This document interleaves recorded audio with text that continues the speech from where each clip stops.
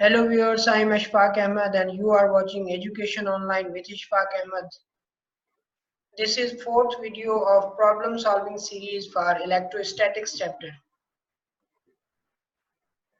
In this video we will solve problems from problem number 10 and onward. Problem number 10 कह रहा है कि एक small sphere है जिसका weight 5 × 10⁻³ न्यूटन है। उसको सिल्क के थ्रेड से हमने अटैच किया हुआ है एक प्लेट के साथ और उस थ्रेड की जो लेंथ है 50 मिलीमीटर है। अब आपको ये बताना है कि अगर हम प्लेट को चार्ज प्लेस करते हैं, when a charge of 6 × 10⁻⁸ coulomb is placed on ball पे प्लेस करते हैं तो वो जो है 30 डिग्री एंगल बनाता है वर्टिकल के साथ, मीन जो प्लेट है उसके साथ, इंसुलेटिंग प्लेन के साथ। What is the charge density on the plane? वो जो इंसुलेटिंग प्लेन के साथ हमारे पास प्लेट जुड़ी हुई है उसकी आप डेंसिटी बताएं। तो ये हमारे पास है वेट ऑफ द बॉल, ये है टेस्ट चार्ज मींस बॉल जो है उसके ऊपर चार्ज। एंगल हमें मिल रही है 60 डिग्री, क्योंकि वो वर्टिकल से बना रहा है तो थ्रेड जो हॉरिजॉन्टल से बना रहा होगा वो हो जाएगी 60 डिग्री, जैसा कि आप फिगर में देख सकते हैं। फिगर आपको बता रही है ये एक स्ट्रेट जो है वॉल है या शीट है जिसके साथ हमने इंसुलेटिंग सरफेस लगाया और इंसुलेटिंग सरफेस के साथ हमने यहाँ पे एक थ्रेड के साथ ये एक बॉल जो है ना अटैच कर दी। इस बॉल पे जब हमने चार्ज प्लेस की 6 × 10⁻⁶, तो ये रिपल्शन की वजह से यहाँ पे आके रुक गई। अब जब यहाँ पे ये स्टैटिक है तो स्टैटिक कंडीशन में आप ये बताएं कि ये प्लेट की डेंसिटी क्या है। तो हमें प्लेट की डेंसिटी मालूम करनी है, तो डेंसिटी मालूम करने के लिए हम सेकेंड कंडीशन ऑफ या second case of Gauss's law लेंगे, जो कि एक इनफिनाइट शीट के लिए हमें बताता है σ/2 एप्सिलॉन नॉट। यहाँ पे हमें ये भी पता है कि इलेक्ट्रिक फील्ड फोर्स पर यूनिट चार्ज भी होती है, तो ये वैल्यू हमने यहाँ पे सब्स्टिट्यूट की, हमें इक्वेशन मिल गई ये। इस इक्वेशन को रीअरेंज करने के बाद σ = 2f epsilon not over q not. Q epsilon not की वैल्यू हमें मालूम है, क्यू नॉट की वैल्यू हमें मालूम है, तो हमें सिर्फ एफ अगर मालूम हो जाए तो हम सिग्मा की वैल्यू डिटरमाइन कर सकते हैं। तो जो सिग्मा की वैल्यू डिटरमाइन करेंगे वो होगी कंडीशंस ऑफ इक्विलिब्रियम से। जैसा कि ये आपको नजर आ रहा है कि ये स्फीयर, ये स्फेरिकल बॉल स्टैटिक है, तो कंडीशन ऑफ इक्विलिब्रियम अप्लाई करेंगे कि टेंशन दो कंपोनेंट्स में डिवाइड हो रहा है, वर्टिकल कंपोनेंट और हॉरिजॉन्टल। वर्टिकल वेट को बैलेंस कर रहा है और हॉरिजॉन्टल जो उनके दरमियान इलेक्ट्रोस्टैटिक रिपल्शन है उसको बैलेंस कर रहा है। तो sum of all forces along x axis 0, जिसकी बेसिस पे हमें मिल गया कि जो रिपल्शन का फोर्स है वो equal to T cos theta है। Sum of all forces along y axis 0, जिसकी बेसिस पे हमें ये मिल गया कि वेट और टी साइन थीटा आपस में इक्वल है। तो हमने अब सिंपली क्या किया, इक्वेशन नंबर 2 को इक्वेशन नंबर 1 से डिवाइड कर दिया।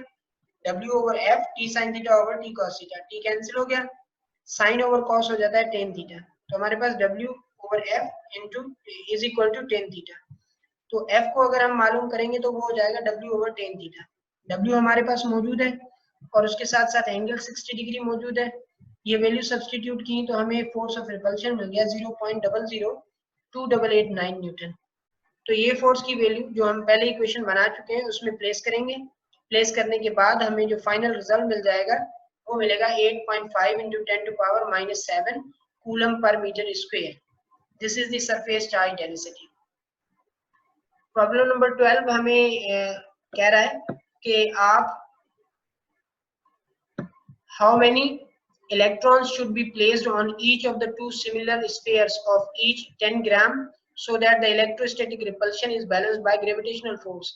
के दो स्पेयर हैं जिनके मासेस हमारे पास 10 ग्राम है, उनके ऊपर कितनी चार्ज प्लेस करें, कितने इलेक्ट्रॉन हम उनके ऊपर प्लेस करें कि हमें जो है जो उनके दरमियान वाली इलेक्ट्रोस्टैटिक अट्रैक्शन है वो बैलेंस होके मिले रिपल्शन के थ्रू। तो उसके लिए हमारे पास चार्ज इलेक्ट्रॉन की ये चार्ज मौजूद है, मास ऑफ स्पेयर्स 10 ग्राम है, मीन 0.01 kg, और फोर्स इलेक्ट्रिक और ग्रेविटेशनल इक्वल करने हैं।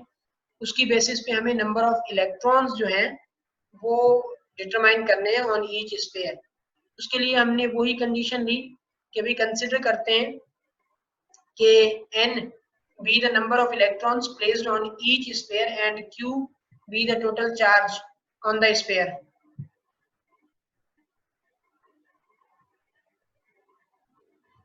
Number of electrons placed on the sphere हमें मालूम करने हैं। अब हम सपोज लेते हैं कि n जो चार्ज नंबर ऑफ चार्जेस है, नंबर ऑफ इलेक्ट्रॉन्स हैं वो स्फीयर पे प्लेस किए जा रहे हैं, और जो q है वो टोटल चार्ज है स्फीयर के ऊपर जिसका डिस्टेंस r होगा फ्रॉम ईच अदर, जिसकी बेसिस पे हमने फोर्स ऑफ इलेक्ट्रिक फील्ड और फोर्स ग्रेविटेशनल दोनों को इक्वल लिया, और ये चीजें आर आर कैंसिल हो गई, क्यू की वैल्यू हमें मिल गई under radical g m square over k. तो जिसकी बेसिस पे हमने जो g की वैल्यू है वो सब्स्टिट्यूट की, मास सब्स्टिट्यूट किया, और ये जो है कूलम्स कांस्टेंट की वैल्यू, फाइनली हमें q की वैल्यू मिल गई 8.6 इंटू 10 टू पावर -13 कूलम। ये टोटल चार्ज है। तो जैसा कि हमने पहले सोल्यूशन में बताया है कि टोटल चार्ज जो है वो नंबर ऑफ इलेक्ट्रॉन्स और जो क्वांटम ऑफ चार्ज है उसकी मल्टीप्लिकेशन की इक्वल होगी। तो उसकी बेसिस पे n आ जाएगा q ओवर e। जब q को हमने e से डिवाइड किया तो हमें रिजल्ट मिल गया 5.38 इंटू 10 टू पावर 6 इलेक्ट्रॉन्स। तो इसका मकसद है हर स्फीयर के ऊपर इतने इलेक्ट्रॉन हमें प्लेस करना होंगे अगर हम उनके दरमियान वाली इलेक्ट्रोस्टैटिक रिपल्शन इतनी चाहते हैं जितनी उनके दरमियान अट्रैक्शन है ग्रेविटेशनल की वजह से। प्रॉब्लम नंबर 12 कह रहा है कि एक पोटेंशियल डिफरेंस है between the two conductors. Power line के दो कंडक्टर्स हैं, उनके दरमियान जो पोटेंशियल डिफरेंस है 150 वोल्ट है। हमें चार्ज जो है वो 600 कूलम कैरी करनी है एक कंडक्टर से दूसरे कंडक्टर की तरफ, और जो वर्क है आप ये डिटरमाइन करके बताएं कि कितना वर्क करना पड़ेगा, और अगर टाइम 1.25 सेकेंड हम लगाते हैं वो वर्क करने के लिए तो कितनी पावर जो है वो यूज होगी। तो सिंपली हम डेटा बना लेते हैं, वोल्टेज इतने हैं, चार्ज इतनी है, वर्क मालूम करना है, टाइम इतना है, पावर मालूम करनी है। वर्क इक्वल होता है क्यू नॉट इंटू वी।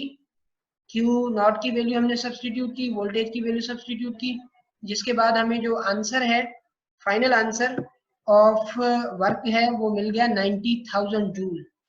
जो पावर होती है वो वर्क अपॉन टाइम होता है, इसी वर्क को हमने टाइम से डिवाइड किया तो हमारे पास फाइनल आंसर आ गया 72,000 वाट, या हम कह सकते हैं 72 किलोवाट।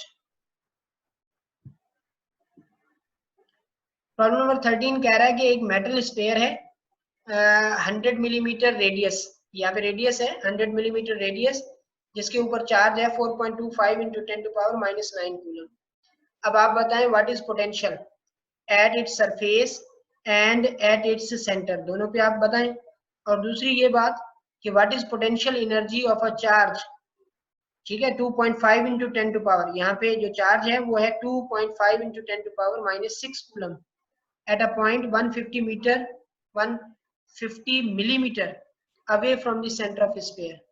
तो हमें ये डेटा दी गई है कि आपके पास 100 सेंटीमीटर रेडियस वाला स्फीयर है, उसकी पोटेंशियल आप मालूम करें सरफेस के ऊपर भी और सेंटर पे भी, और आपको 150 मिलीमीटर डिस्टेंस पे एक और चार्ज दी गई, उसकी आप पोटेंशियल एनर्जी मालूम करें। अगर पोटेंशियल हम मालूम करने पे आए पहले तो सरफेस पे पोटेंशियल मालूम करेंगे के क्यू ओवर आर, के की वैल्यू, क्यू की वैल्यू और ये आर, तो जिसकी बेसिस पे हमें रिजल्ट मिल गया 382.5 वोल्ट। अब जो पोटेंशियल उसके सरफेस पे होगी वही पोटेंशियल एट सेंटर होगी, जिसकी वजह से हम कह सकते हैं कि यही पोटेंशियल उसके सेंटर पे भी मौजूद होगी। अच्छा, अब पोटेंशियल उसकी ये है कहाँ पे, एट दी सरफेस। अगर हम पोटेंशियल लेंगे अवे तो वो पोटेंशियल थोड़ी चेंज भी हो सकती है क्योंकि डिस्टेंस के साथ उसका इनवर्स रिलेशन होता है। तो जब पोटेंशियल एनर्जी मालूम करेंगे के क्यू नॉट ओवर आर, तो ये हमने फार्मूला लिया कहाँ से, पोटेंशियल के फार्मूला से। पोटेंशियल होता है कि potential equal to potential energy per unit charge, तो पोटेंशियल एनर्जी हो गया पोटेंशियल इनटू टेस्ट चार्ज, तो के क्यू ओवर आर पोटेंशियल है और ये क्यू नॉट टेस्ट चार्ज है, तो ये हमारे पास पोटेंशियल एनर्जी मिल गया। ये वैल्यू सब्स्टिट्यूट की के की, और ये पॉइंट चार्ज, ये टेस्ट चार्ज, ये डिस्टेंस, तो हमारे पास उसकी एनर्जी मिल गई 6.37 into 10 to power minus 4 joule. For further videos, stay tuned at Education Online with Ishfaq Ahmed.